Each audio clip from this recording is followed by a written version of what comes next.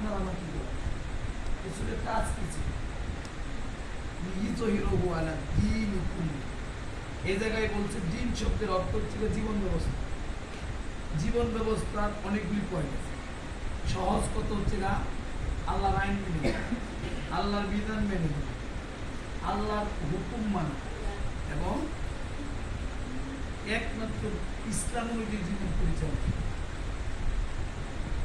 তো আমার আপনার কাজ হচ্ছে গা, রসুলের কাজ ছিল যা, উম্মত হিসাবে আমাদের কাজও তা। রসুলের কি কাজ ছিল?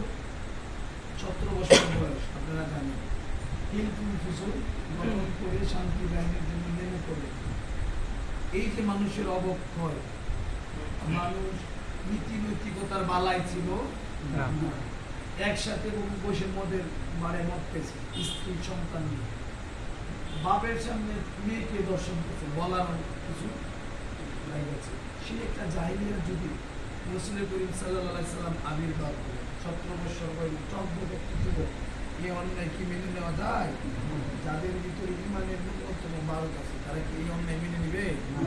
রাসূল করিম সাল্লাল্লাহু আলাইহি সাল্লাম মক্কার নবীকে এইভাবে সংশোধনের জন্য চেষ্টা করলেন। আমার কাজ, আমি কিন্তু করলাম, আমার কি কাজ? আমার কাজ করে এইভাবে নেমে পড়ল, এইভাবে দাওয়াত দিতে দীর্ঘ 23 বছর দাওয়াত দিল, ঠিক না? 40 বছরে আমি চিন্তা করলাম আমার দীর্ঘ 30 বছরের দাওয়াতের সুফল। অনেকে বলে ধ্যানে বসে, ওটাও দেন, কিন্তু সমাজ পরিবর্তনের জন্য ধ্যানে বসে। আমরাও ধ্যানে বসি, বসি না? আমাদের ছোট্ট পীর সাহেবরাও বসে। তো আল্লাহ এটা বাইক কথা বলবে, সূরা আলাক নাযিল করলেন, সংক্ষেপে বললেন। এরপরে রাসূলকে আল্লাহ বললেন যে আপনি পড়ুন আল্লাহর নামে। পড়া শুরু করে নিজেকে ওইভাবে পরিশুদ্ধ তো রাসূল ছিলই, আপনি পড়ুন। এরপরে কিছুদিন পরে ওহী বন্ধ ছিল, আপনি দাঁড়িয়ে আর বসে থাকা সুযোগ। রাসূলের কাজ ছিল কি? বসে থাকা যাবে না। উম্মত হিসাবে আমাদের কাজ যদি তাহাই হয়, তাহলে আমরা কেন বসে থাকি? বসে থাকা যাবে না। তার কাজ কি? আমার কাজ হচ্ছে গা নিয়মিত সাধ্য অনুযায়ী আমি যে বাংলাদেশ জামাত ইসলামী দাওয়াত দিলাম, জান্নাতের পথ যে আমাকে যারা দেখালো, আমার আরেকজন ভাই ওই পথটাও আমি দেখি, সেটা হচ্ছে আমার প্রথম কাজ। একটু নিজের আত্মসমালোচনা করা দরকার। আমি তো আত্মসমালোচনা করে দেখি না, আমি এইভাবে কাজ করতে পারি। ফালা আল্লাকা বাখিউন নাফসি, সূরা কাহফে আল্লাহ বলছে, রাসূল করিম সাল্লাল্লাহু আলাইহি ওয়াসাল্লাম যখন মানুষদেরকে দাওয়াত দিতে, তারা যখন আসতো না দিনের পথে, মক্কার মুশরিক কাফেররা অনেক রকমের অত্যাচারমূলক আপনার আচরণ রাসূল করিম সাল্লাল্লাহু আলাইহি ওয়াসাল্লাম করতে, এত কিন্তু রাসূল করিম সাল্লাল্লাহু আলাইহি ওয়াসাল্লাম কি হতো না, মনে করতো ওই যে লোকগুলি দিনের পথে আসতেছে না, আমার চোখের সামনে আমার একজন ভাই নামাজ পড়ে না, রোজা রাখতেছে না, পর্দা নেই, কোরআন তেলাওয়াত নেই, আছে না? আপনার কলিগ দেখে, আপনার বাসায় একজন সাইডে আরেকজন লোক দেখে, কিন্তু আমার কাজ হচ্ছে সে সময় এসেছে, আর বসে থাকার সুযোগ নেই। আর এই পথ নিয়ে আমরা আগামী ইনশাআল্লাহ কাজ প্রতিদিন অন্ততপক্ষে আমি নতুন কিছু ভাইকে এই কথাটা বলবো। আমি চা খাইতেছি ভাই, আসসালামু আলাইকুম, আল্লাহ তো বলছেন আকিমুস-সালাহ আকিমুদ্দিন, এই একটা মুখস্থ করে নেবেন। আকিমুস-সালাহ আকিমুদ্দিন, নামাজ কায়েম করা, দিনও কায়েম করা। সুতরাং যারা নামাজ কায়েম করে তারা কিন্তু দিন কায়েমের আন্দোলনে নাই, আছে কি? কিন্তু যারা দিন কায়েমের আন্দোলন করে তারা নামাজ কায়েমের আন্দোলন আছে, রোজায় আছে, হজে আছে, যাকাত আছে। কারণ ইন্নাদ দীনা ইনদাল্লাহিল ইসলাম, একমাত্র জীবন ব্যবস্থা হচ্ছে ইসলাম। দিন শব্দের অর্থ কি? ইসলাম। ইসলাম, কিন্তু নামাজের নাম কি ইসলাম? না। শুধু নামাজের নাম কি ইসলাম? না। তাহলে শুধু নামাজ পড়েন, বাকি বাদ দেন। শুধু রোজার নাম কি ইসলাম? না। শুধু হজের নাম, কিন্তু দিনের নাম ইসলাম। ইসলাম। যে ব্যক্তি শ্রদ্ধের সম্মানের সাথে বলুন, দরদ নিয়ে বলুন, ভাই আপনি তো নামাজ পড়লেন ফরজ, দিন কায়েম করা তো ফরজ, আমি দিন কায়েম করবেন, এটা সম্ভব? সম্মানীয় ভাইয়ের আগে কথা বলছে, এটার জন্য কি করতে হবে? ঐক্য করতে হবে, কোনো ঐক্যবদ্ধ আপনি কীভাবে করবেন? আপনি বলেন বাংলাদেশ আমাদের এই কাজ কিন্তু করে যাচ্ছে, আসুন আমাদের চারটে আসুন, এভাবে আমরা কাজ করি। রাসূলের কাজ ছিল কি? মানুষদেরকে এভাবে মক্কায় 13 বছর আপনি দেখেন সুসংগঠিত করা, আর নিজেরা নীতি নৈতিকতা একেবারে সর্বোচ্চ পর্যায়ে পৌঁছে মুতমাইন্না টার্গেট। নফসের 3টা ভাগ হয়, একটা নফসের 3টা ভাগ হয়। অনেকে বলে নফস 3 প্রকার, না, এটা ভুল। নফস কিন্তু একটা, এটা 3টা ভাগ হয়ে যায়। নফসের প্রথম কত হচ্ছে, শেষ কত হচ্ছে গা মুতমাইন্না, সর্বোচ্চ পর্যায়ে। একজন স্টুডেন্টের টার্গেট থাকবে কি, আমি পরীক্ষায় কি হবো, পাস করবো। এরপরে সে পাস নয় সেকেন্ড হলে হবে, কিন্তু যার টার্গেট থাকে আমি কোনো রকম পাস করবো, আমি কিন্তু ফেল করবো, ঠিক না? আমি আমার কাজ হচ্ছে আমি নফসটাকে মুতমাইন্নায় নিয়ে যাবো।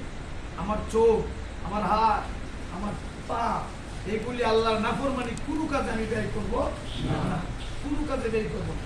এভাবে নিজেকে পড়াশোনার মাধ্যমে, নিজের নীতি নৈতিকতা পরিশুদ্ধর মাধ্যমে এবং আরেকজন ভাইকে আমি সেই দিনের দাওয়াতটা দিই পারবো না ইনশাআল্লাহ। আমি শেষ কথা একটা কথা বলে ভাই শেষ করতে চাই, সেটা হচ্ছে আমরা তো সূরা আসর করি না, এখানে 4টা কথা আল্লাহ বলেছে।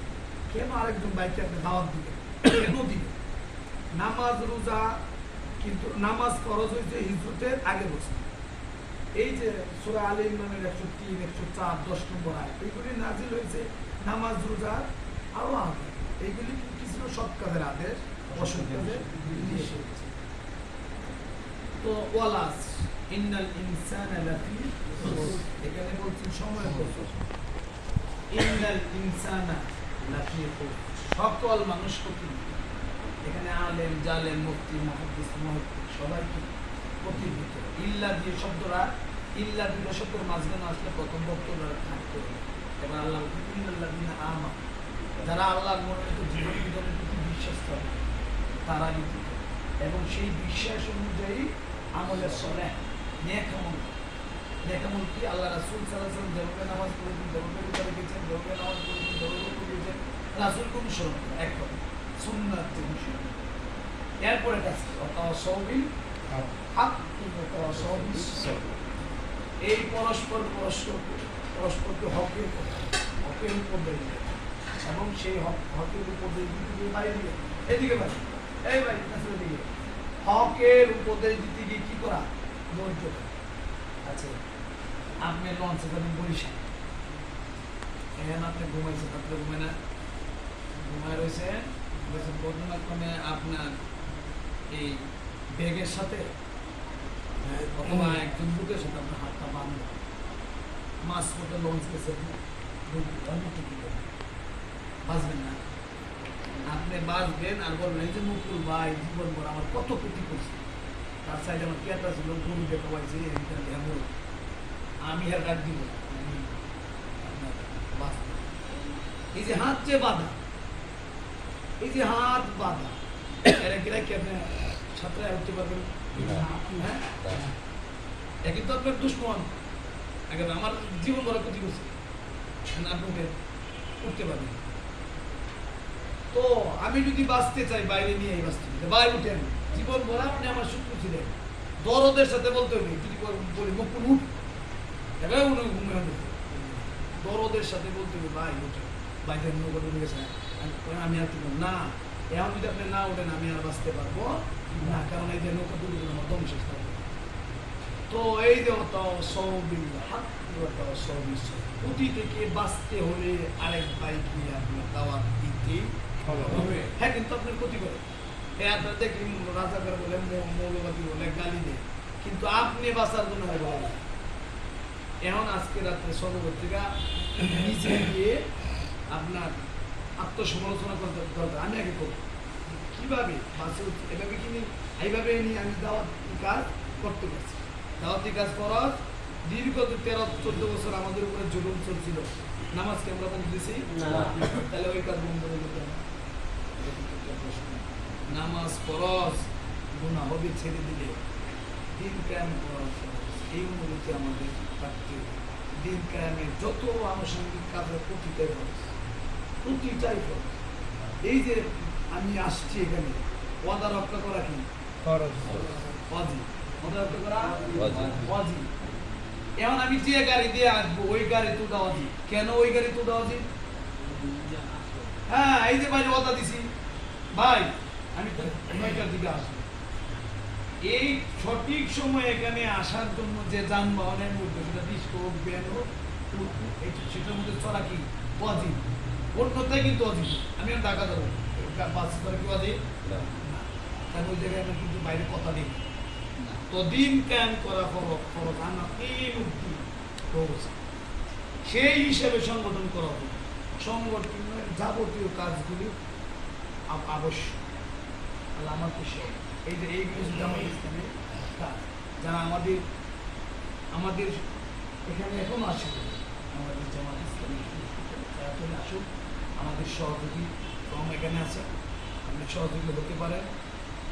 সহযোগী হয়ে ওই যে লঞ্চ থেকে বাঁচার জন্য বাইরে যাবে বলবো আমার প্রতিবেশী, আমার কলিগ, আমার স্কোয়ার ড্রাইভার, আমি তাকে কিছু জায়গায় পৌঁছে আল্লাহ আমাদের সহ আমাদের সকলকে দিনের কাজে আন্দাজ দেওয়ার তৌফিক দান করো।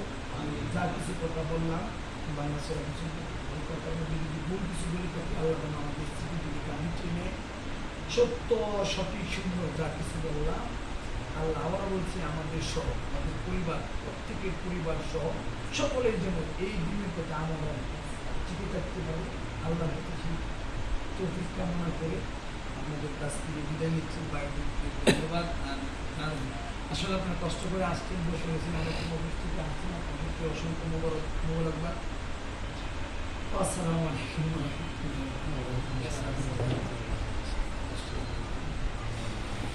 আলহামদুলিল্লাহ, ধন্যবাদ আমাদের সুন্দর আলোচনা করে পর্যায়ে আপনাদের সম্মুখে বক্তব্য নিয়ে আসবেন আমাদের আজকের এই সম্মানিত